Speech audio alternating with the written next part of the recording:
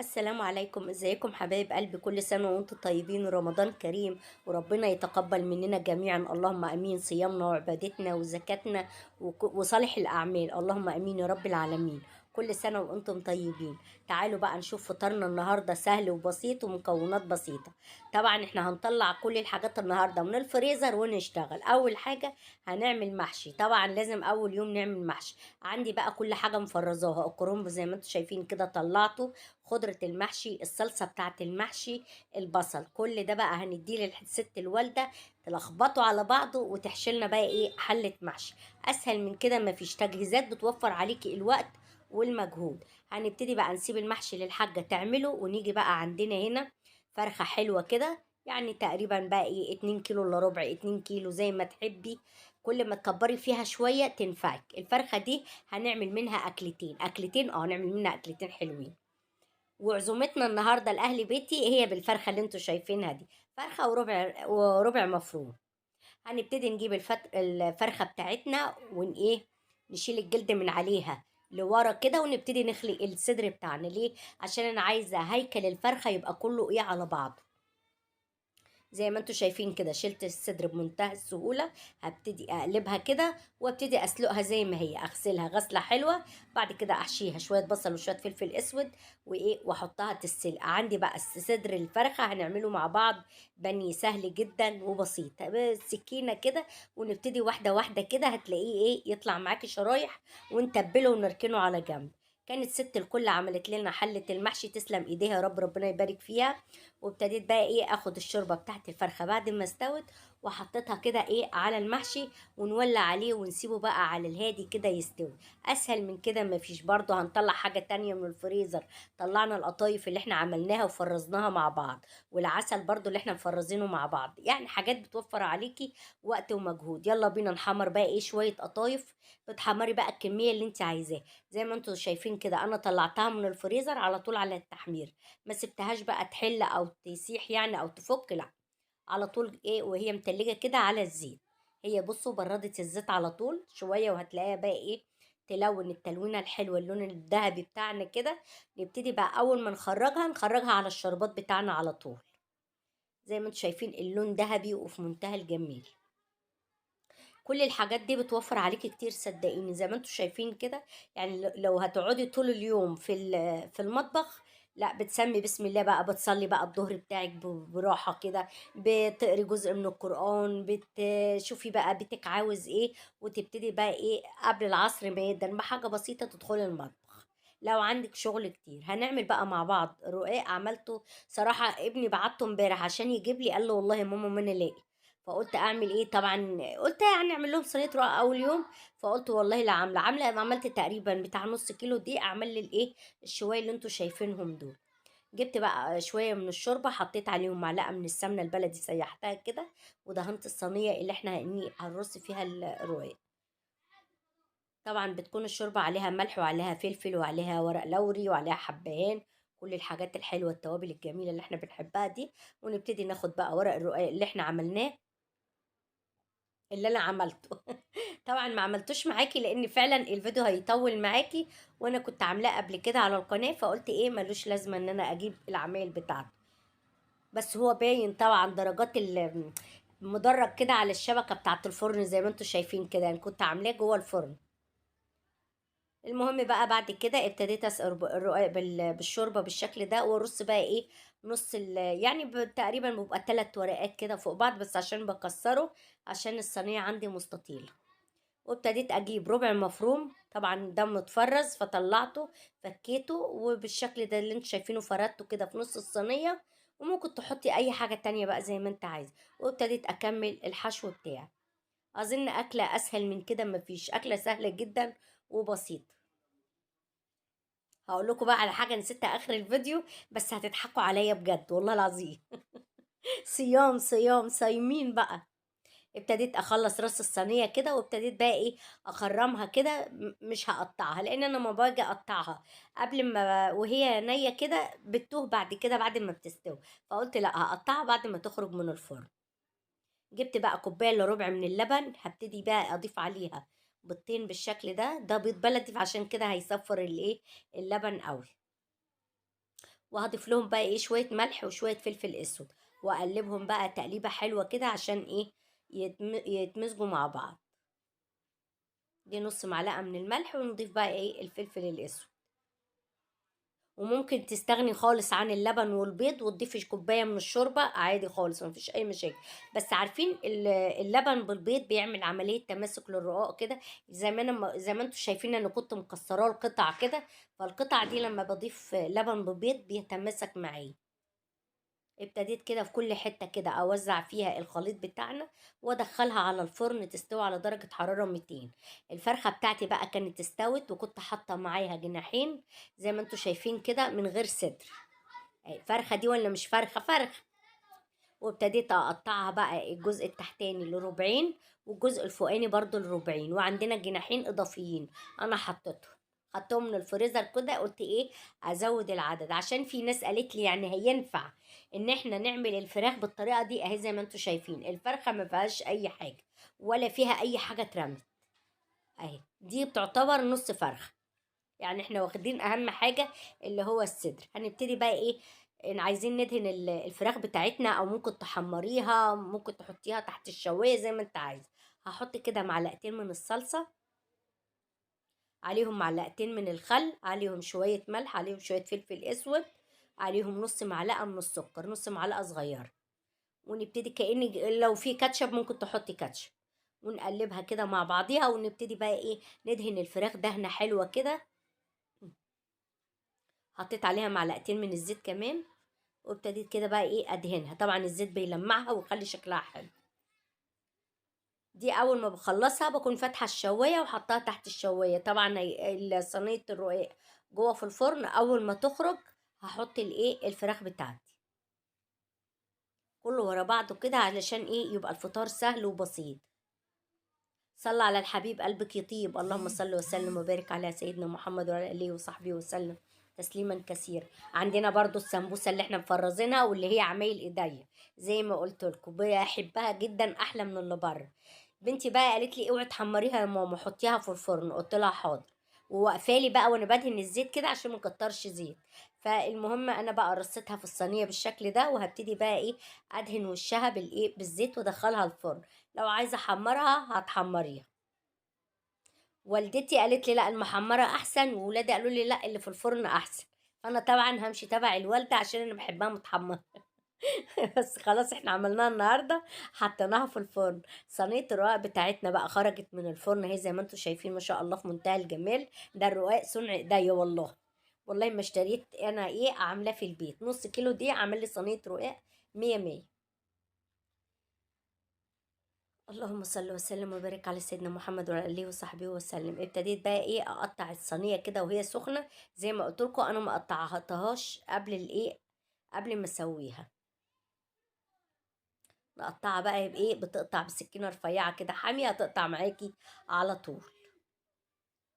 اكل رمضان بيبقى عايز تفكير. وريت بقى ايه تقولوا لي بقى بكره ان شاء الله هتعملوا ايه، او عملتوا ايه النهارده وهتعملوا ايه بكره ان شاء الله، عشان ايه ناخد من بعض افكار كده. اللي عنده اكله يقول للتاني، واللي عايز يقضيها يقول للتاني كده. عايزين ايه الحاجه تبقى سلسه معانا وسهله وبسيطه.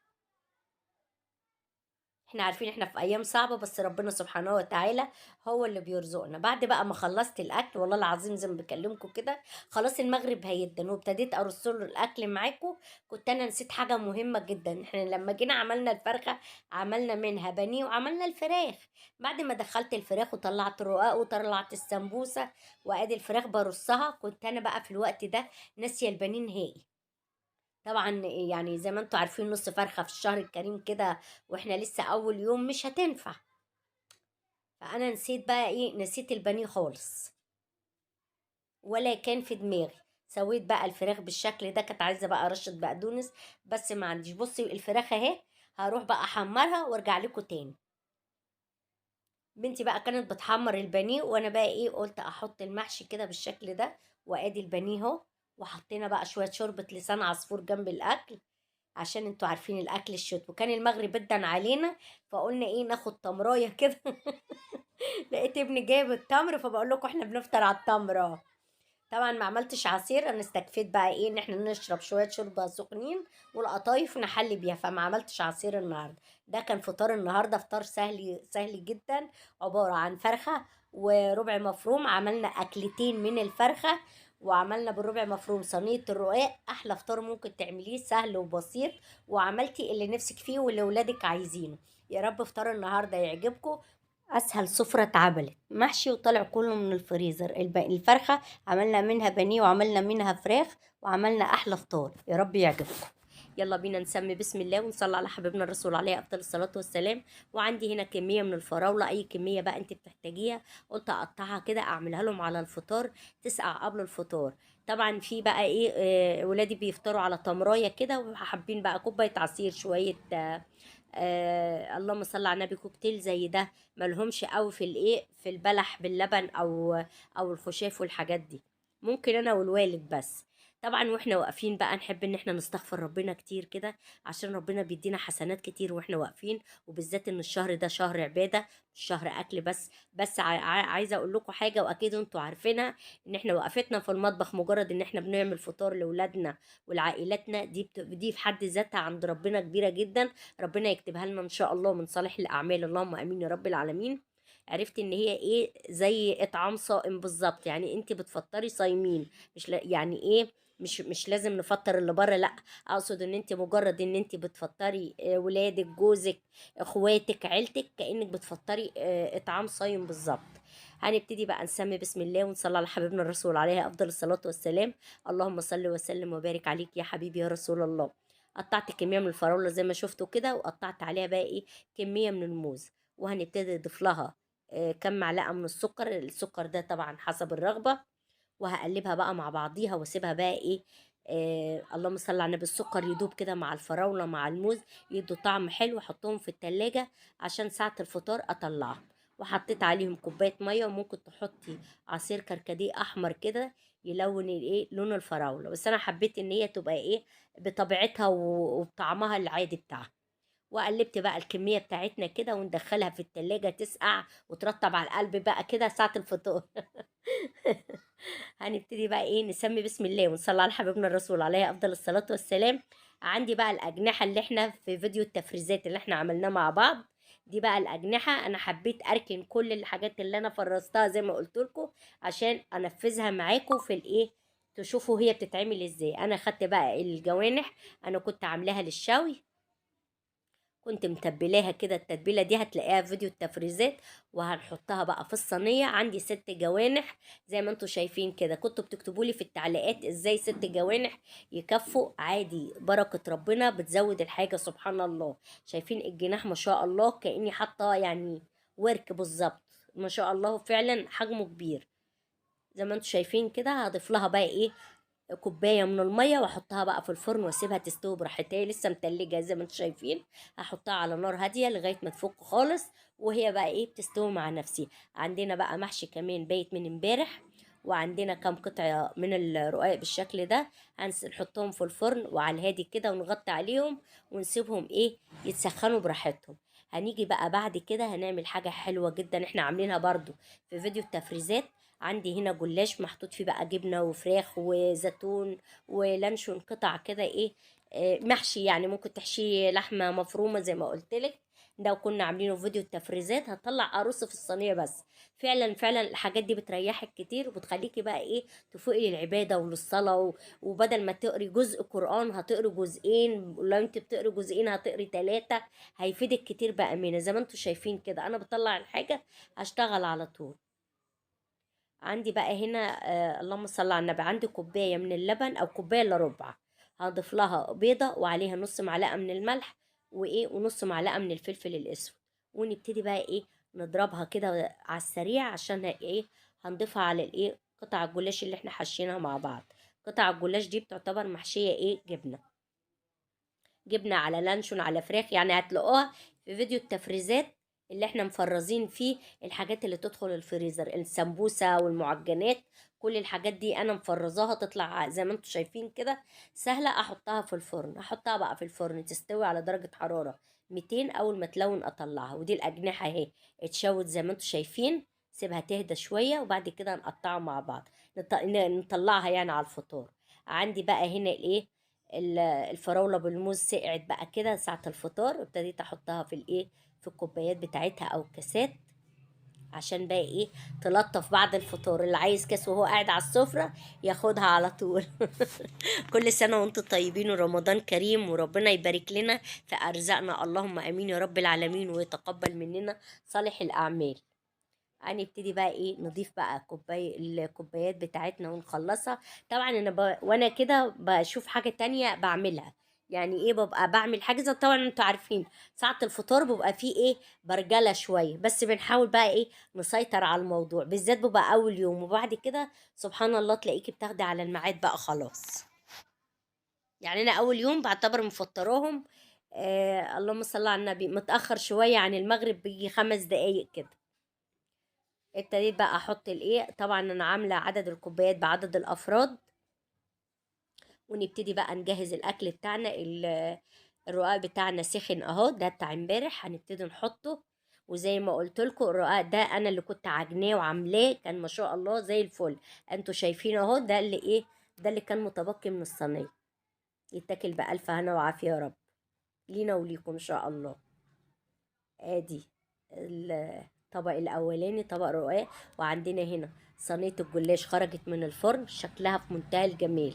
يعني دي لو عندك عزومه، انا ما حبيتش احطها في اطباق، سايباها زي ما هي لان مدياني شكل حلو جدا. وادي الجوانح بتاعتنا، حطينا بقى ايه شويه بقدونس كده يدوها ايه طعم، وياخدوا من الدهون اللي نازله من الجوانح. ونبتدي بقى نرتب فطارنا كده ونطلع بقى من الفرن. كنت سبت الايه، صينيه الجلاش في الفرن تسخن شو، يعني تبقى في دافيه كده، طلعتها.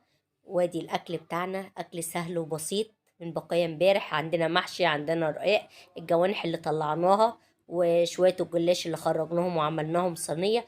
تعالوا بقى نشوف الجلاش بتاعنا. بصوا شكله بيبقى في منتهى الجمال، زي ما انتم شايفين كده الشكل بتاعه بيبقى حلو جدا اهو. شكل جديد غير الايه، المربعات كده، وتاخديها تلاقيها مستويه من تحت ومن فوق. وادي الجلاش اهو. احشيه بقى بالحشوه اللي انت عايزاها، بيبقى حلو جدا وسهل، وطالع من الفريزر وطري زي ما انتم شايفين. طبعا مش هعرف ادوقه، كان لسه المغرب ما ادانش، بس في منتهى الجمال. دي كانت سفره سهله النهارده من 6 جوانح، شوية محشي كانوا بايتين، عملنا جنبها صينية جلاش، وعملنا شوية فراولة، وأكلة في منتهى الجمال. ورمضان بيعدي بأي أكلة تقعدوا تعلقوا في التعليقات. بعض الناس يعني بيعلقوا إن إزاي جناحين مثلا يكفوا. زي ما انتوا شايفين بنعمل وجبات جنب كل حاجة، وما شاء الله سفرة حلوة جدا. وياريت تقولوا لي رأيكم في التعليقات، إيه رأيكم في السفرة اللي فيها حاجات بايتة من تاني يوم.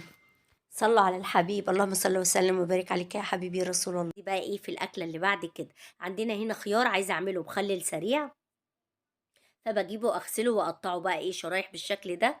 بجيب بقى ايه 4 فصوص من التوم، عليهم شويه كمون، شويه ملح، شويه زيت، شويه خل، وابتدي بقى ايه اقلبهم مع بعض. وبعد كده بضيفهم على الخيار وبقلبهم. وكل نص ساعة كده ايه اقلب الخيار بتاعي، بيبقى مخلل في منتهى الجمال، مخلل سريع. عن اللحمة المفرومة هضيف له ايه، بصلاية كبيرة مبشورة، عليها شوية بقسماط، شوية ملح، شوية فلفل اسود، يعني تقريبا ما بين ربع كوبايه بقسماط وما بين نص كوبايه. انا مش عايزاها تبقى ايه مكتومه، واهم حاجه طبعا نص معلقه من البيكنج باودر. ونبتدي نصبع بقى الكفته بتاعتنا كده، التصبيعه بقى اللي انت عايزاها. بعد كده بعد ما خلصنا الكفته دخلناها الفرن. عندنا هنا رز معمر، ابتدينا نجيب الرز يبقى منقوع قبلها بنص ساعة، نصفيه من المية ونضيف له بقى اللبن والقشطة وحتة سمنة بلدي وكمية اللبن وكوباية من المية. هنبتدي عندنا هنا بصلاية عليها ايه، جزراية، ابتدينا نتبلهم على النار كده، ونزلنا عليهم بربع مفروم وشوية فلفل اسود، شوية بابريكا، شوية ملح. وابتدينا كده ايه، بعد بجيب بقى السمبوسة احمرها زي ما انتوا شايفين كده، بخلص تحميرها. طبعا السمبوسة من الحاجات المفضلة في شهر رمضان، من الأطباق الجانبية الجميلة. ونحط الدور اللي بعد كده، بعد ما خلصنا بقى السمبوسه، عمرت فيه السمبوسه طبعا مش هنرمي حاجه. ابتديت احمر فيه الكبده، انتوا عارفين الكبده ايه ما بتاخدش وقت، يعني تحميرها بيبقى سريع، وبالذات ان هي ايه في الرد.